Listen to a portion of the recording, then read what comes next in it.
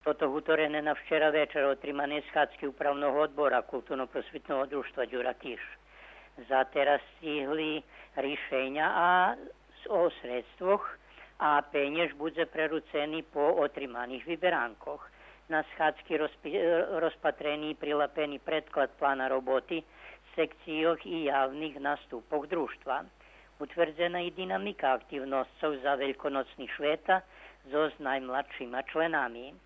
Dzecinska dramská sekcia toho roku nie porichtala dzeci za nástup na prešlej obštinskej smotry dramskej tvorčosti i nažaľ nevytvorila plán aktivnosti za tú sezónu.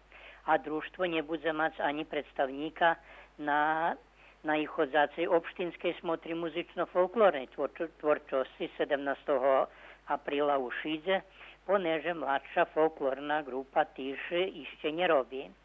Na smotri nastúpia od 8 prijavených tancoše kultúrno-prosvetného družstva Ivan Kotljarevský zo Zbikiču, zo Zruskýma i Dragutin Dragen Koljesar zo Zbačincoch so srbskýma tancami.